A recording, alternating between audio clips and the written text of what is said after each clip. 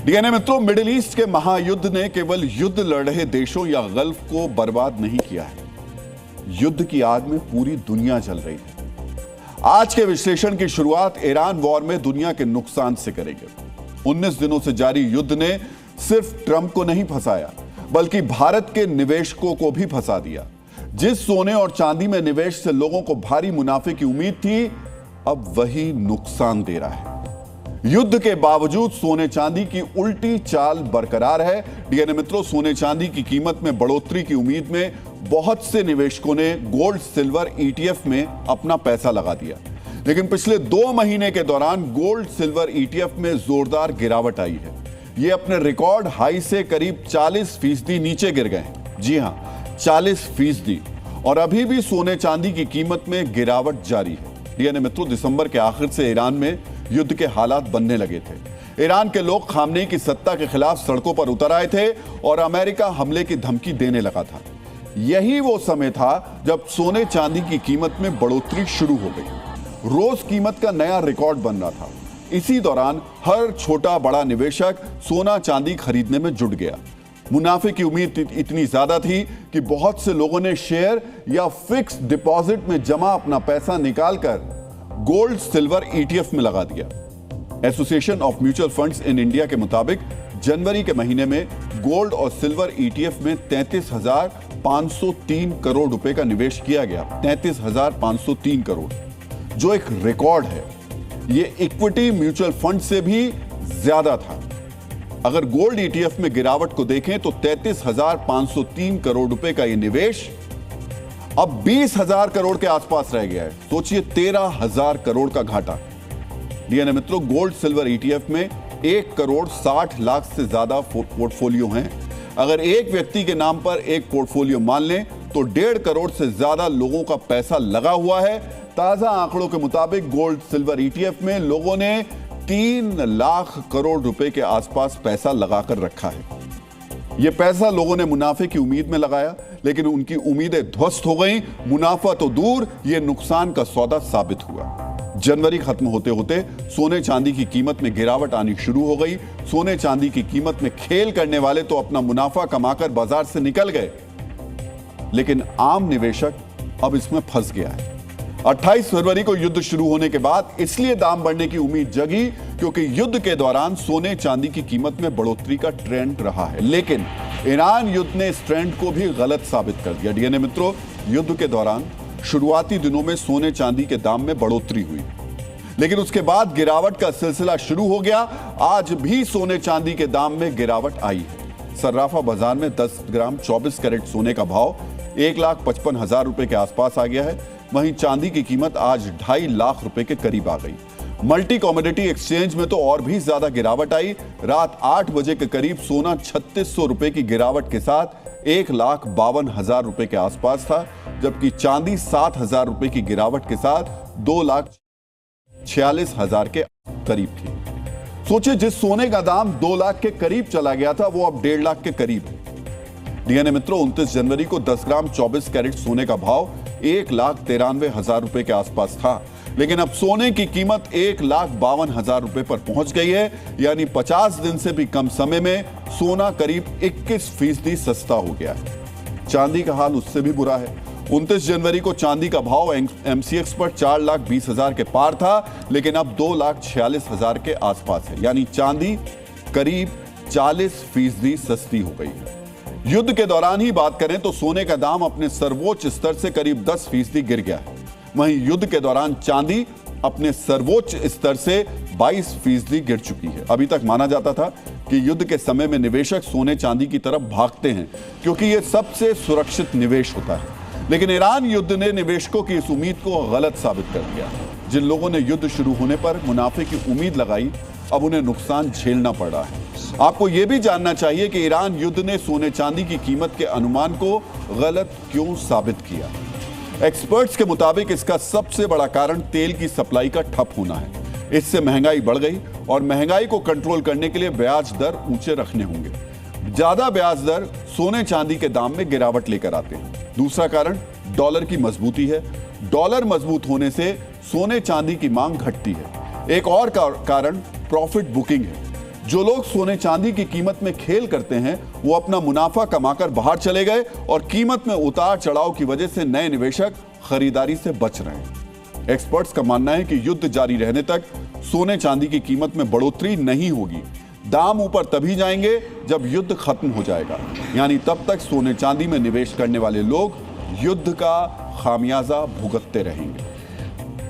DNA मित्रों, सोने चांदी के निवेशक घाटे में हैं तो अमेरिका के राष्ट्रपति युद्ध में भी फायदा तलाश रहे हैं और वो इस ढंग से लाभ कमाना चाहते हैं कि किसी को शक भी ना हो।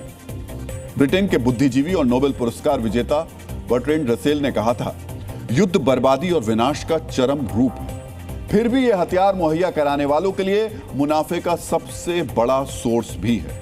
इस युद्ध में यही हो रहा है।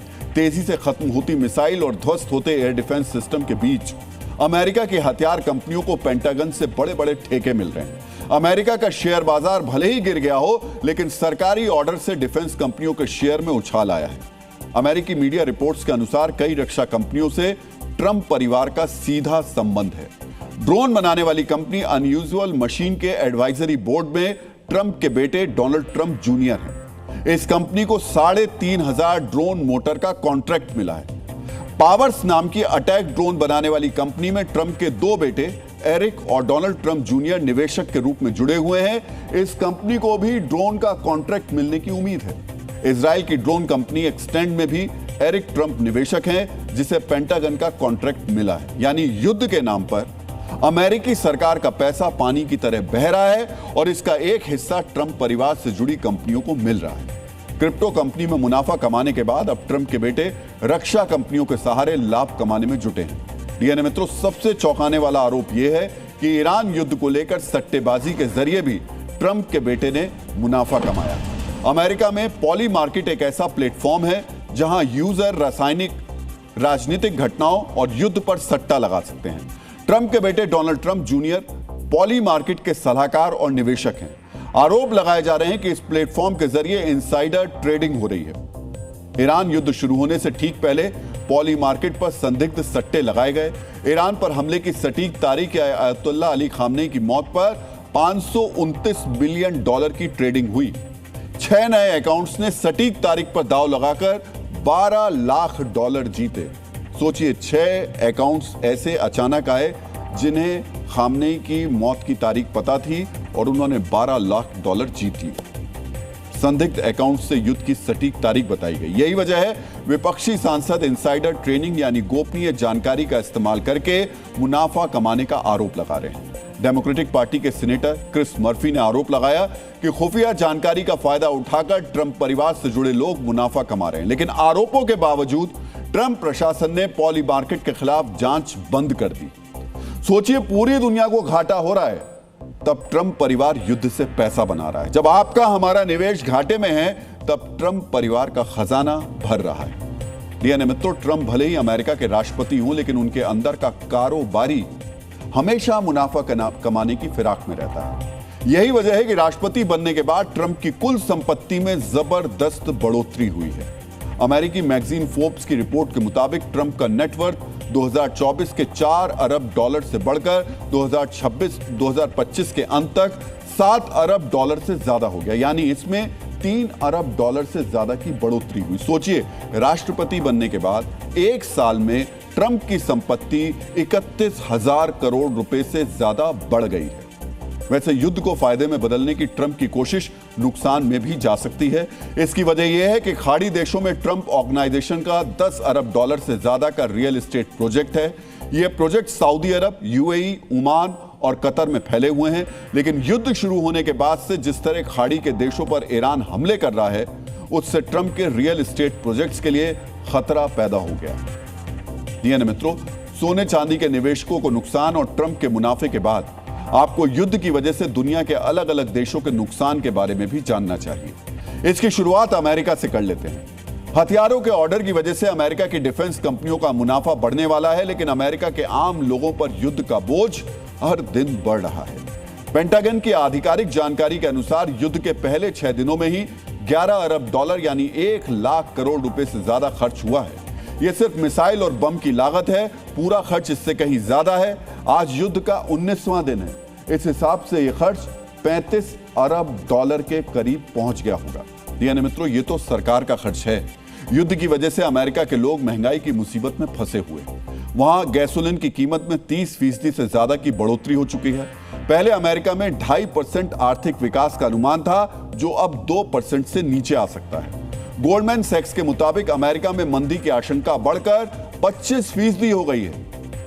डीएनए मित्रों, अमेरिका से भी बड़ी चोट मिडिल ईस्ट में उसके सहयोगियों को लगी है, जो खाड़ी देश आर्थिक समृद्धि के प्रतीक माने जाते थे। इस युद्ध की वजह से उनका बड़ा नुकसान हुआ है। तेल की कीमत $100 के पार चली गई है। इसका फायदा इन देशों को मिलना चाहिए था, लेकिन ईरान ने एक तरफ उनकी सप्लाई ठप कर दी और दूसरी तरफ उनके ऑयल इंफ्रास्ट्रक्चर को भी तहस नहस कर दिया। युद्ध की वजह से खाड़ी देशों को हर रोज $745 मिलियन की आमदनी का नुकसान हो रहा है। यहां के शेयर बाजार में युद्ध से पहले की तुलना में 15 से 35% की गिरावट आ चुकी है। पर्यटन में 27% की कमी आई है। गोल्डमैन सैक्स के मुताबिक युद्ध की वजह से खाड़ी देशों की जीडीपी में भारी गिरावट आएगी। कतर और कुवैत की जीडीपी में 14% गिरावट की आशंका है। सऊदी अरब की जीडीपी में 5% गिरावट का अनुमान है, जबकि यूएई की जीडीपी में 3% की गिरावट का आकलन किया गया। यानी यह स्थिति खाड़ी देशों के लिए बिना युद्ध लड़े आर्थिक तबाही लेकर आई है। डीएनए मित्रों, युद्ध की वजह से अमेरिका और उसके सहयोगी देशों को जबरदस्त आर्थिक नुकसान हो रहा है, लेकिन हैरानी की बात यह है कि युद्ध के बावजूद ईरान को भारी कमाई हो रही है। हॉर्मुज स्ट्रेट के बंद होने से तेल की कीमत में जो उछाल आया है, उसका फायदा रूस के अलावा ईरान को भी हो रहा है। बाकी देशों के लिए भले ही हॉर्मुज स्ट्रेट बंद हो, लेकिन ईरान अभी भी चीन को बड़ी मात्रा में कच्चे तेल का निर्यात कर रहा है। फाइनेंशियल टाइम्स की रिपोर्ट के मुताबिक युद्ध के दौरान तेल बेचकर ईरान रोजाना $14 करोड़ यानी 1300 करोड़ रुपए के आसपास की कमाई कर रहा है। रिपोर्ट के मुताबिक अमेरिका और इजराइल के हमलों के बाद से कम 13 सुपर टैंकर ईरान के खार्क द्वीप से कच्चा तेल लोड करके जा चुके हैं।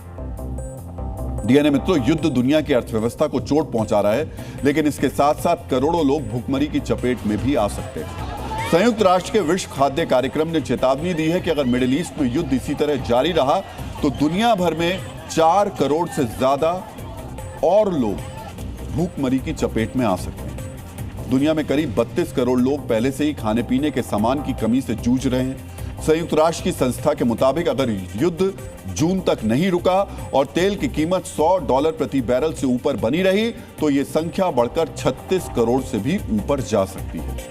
जो देश खाने और तेल के लिए दूसरों पर निर्भर हैं, उन पर भूखमरी का सबसे ज्यादा असर पड़ेगा। डीएनए मित्रों, जब ईंधन महंगा होगा तो खेती, परिवहन और खाना बनाना सब महंगा हो जाता है।